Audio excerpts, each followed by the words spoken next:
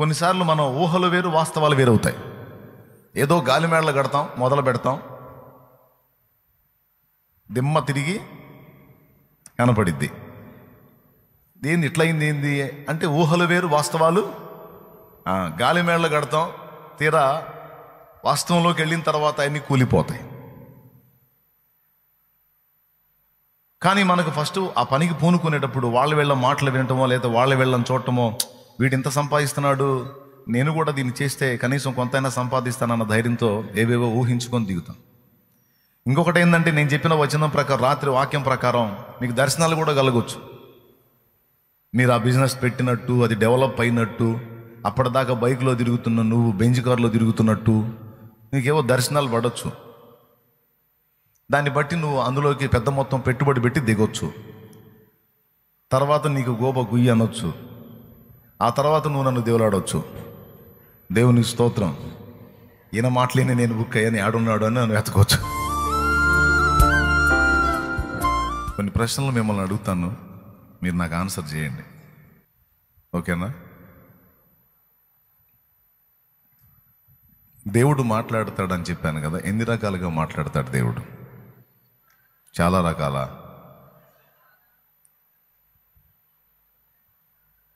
నేను 9 రకాలు చెప్పాను. చకాచకా చెప్పండి. పుస్తకాలు తీయొద్దు, నోట్సులు తీయొద్దు.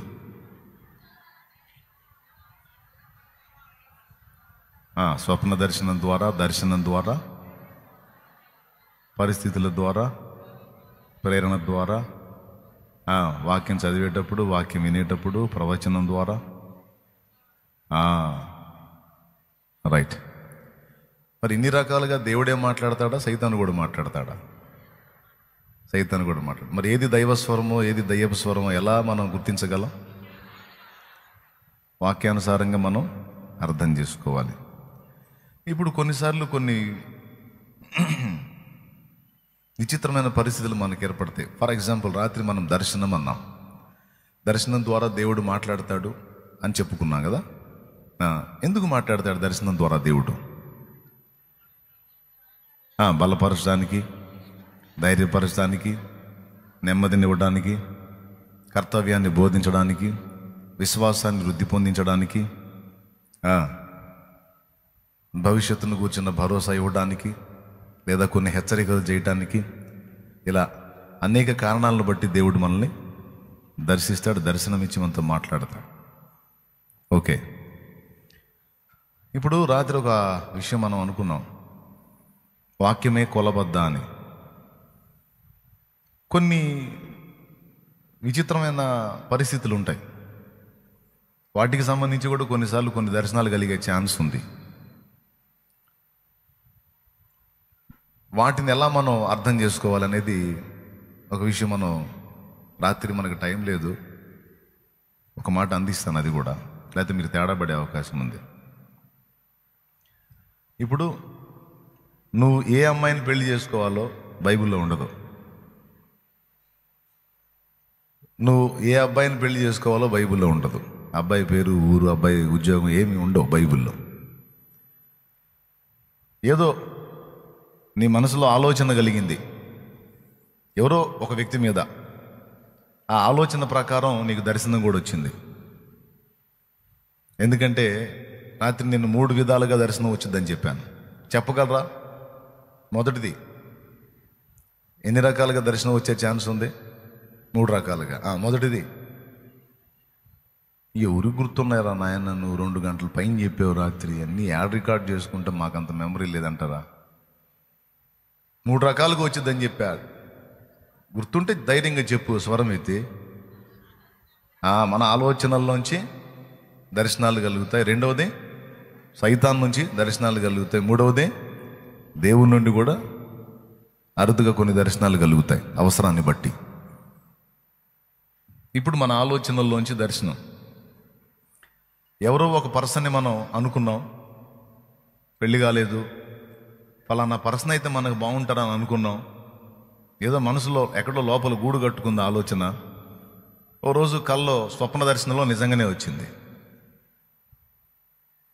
ఇక రాత్రి నేను చెప్పిన సందేశం విన్నోళ్ళందరూ, శాలేమన్న చెప్పినట్టు దేవుడు నాకు చూపించాడు, నాకు ఆ అమ్మాయినే చూపించాడు దేవుడు, నిజంగా దేవుని స్తోత్రం అని, నాకు ఆ అబ్బాయినే చూపించాడు దేవుని స్తోత్రం అని ప్రతిదీ వాక్యం అనే కొలబద్దతో చూసుకోమన్నాడు కదా. మరి ఇప్పుడు దీన్ని ఎలా కంపేర్ చేసుకోవాలి నేను వాక్యంతో? ఆ అబ్బాయిని చేసుకోవాలా వద్దా, అమ్మాయిని చేసుకోవాలా వద్దా అని తర్జన భర్జన పడతారు, లేదా ఫిక్స్ అయిపోతారు.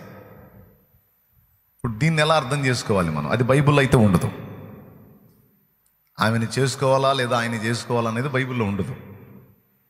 బైబిల్లో ఏముంటుందంటే, గుణవతి అయిన భార్య దొరుకుటరదు, అటుది ముత్యముల కంటే అమూల్యమైందని ఉంటుంది. పురుషుడి విషయంలోకి వచ్చేటప్పటికి ప్రత్యేకమైన కొలతలు, స్త్రీని గురించి చెప్పినటువంటి కొలతలు, పురుషుని విషయంలో అంత నిర్వచనం లేదు.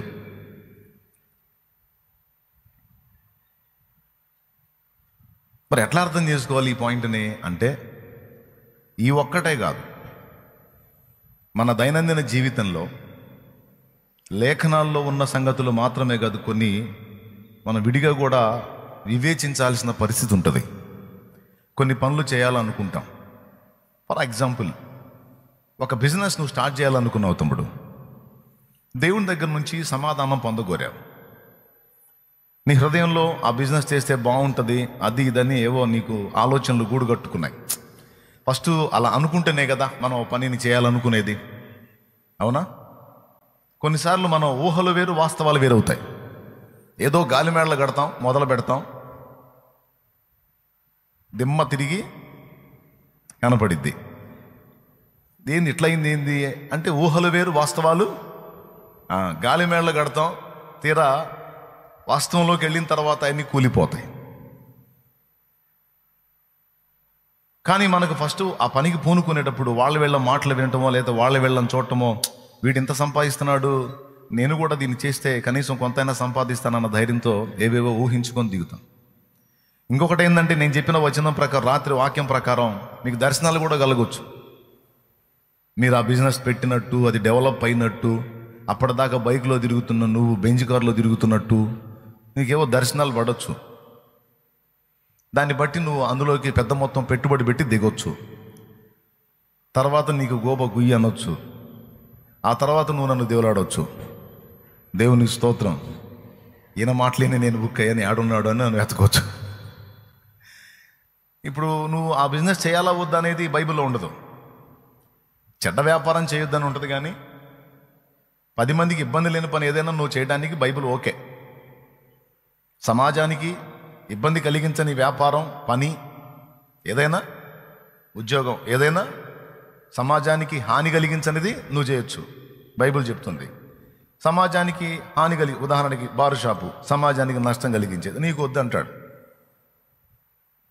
అట్లాగా సమాజానికి నష్టం కలిగించే పనులు మినహాయించి సమాజానికి హితవు కలిగించేటువంటి విషయాలు ఏవైనా వ్యాపార రూపంలో, పని రూపంలో, ఉద్యోగ రూపంలో చేయొచ్చు. అంతే ఉంటుంది. కానీ నువ్వు అనుకున్న ఆ బిజినెస్ చేయాలో వద్దు ఇందులో ఉండదు. మరి దాన్ని ఎట్లా ఫైనల్ చేస్తావు? ఒక అమ్మాయిని మీ అబ్బాయికి చూసావు, చేయాలా వద్దా?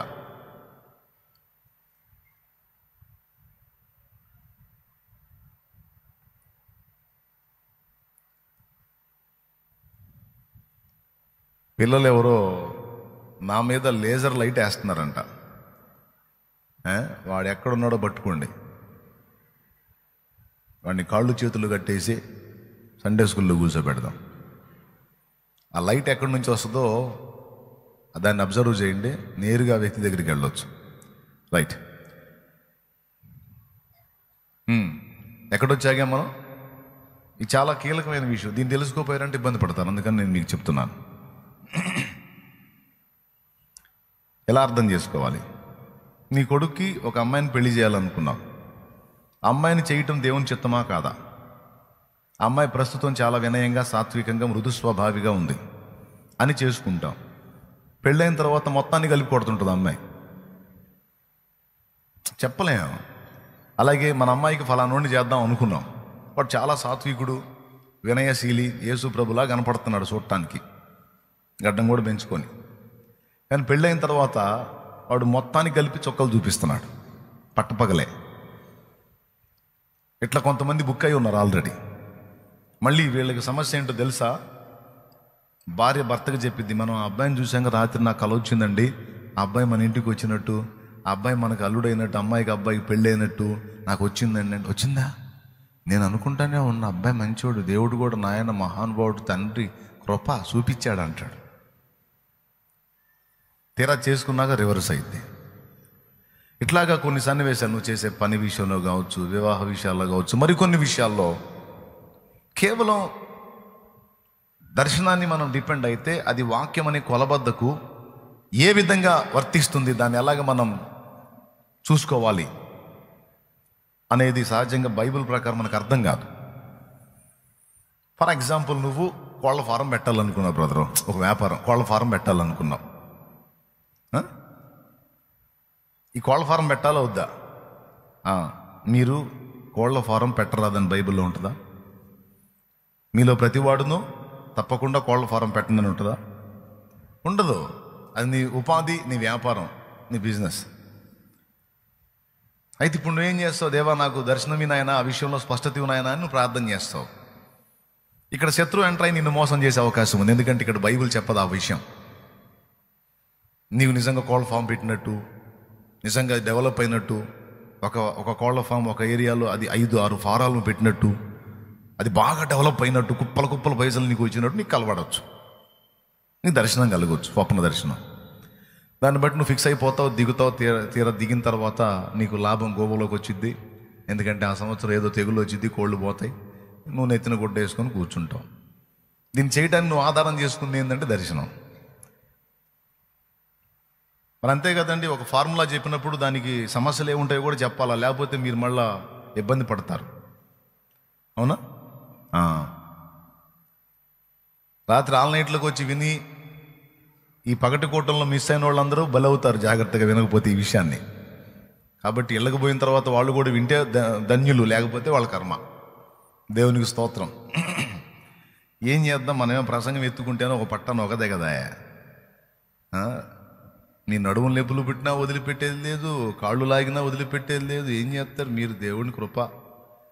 ఏం చేద్దాం నాయన చెప్పన్నట్టు కూర్చుంటారు మీరు. అవునా కదా? మౌనంగా ఉన్నారంటే వాస్తవనే కదా. అది ఇప్పుడన్నా స్పందించలేదండి. అట్లేం కాదులే అన్నయ్య అంటే ఎందుకంటావేంది, నువ్వు సాగు కొడుతుంటే 2-3 గంటలు మేము అమ్మం అని అంటారు కదా మీరు. సరేలే, స్తోత్రం చెప్పండి, గట్టిగా చెప్పండి.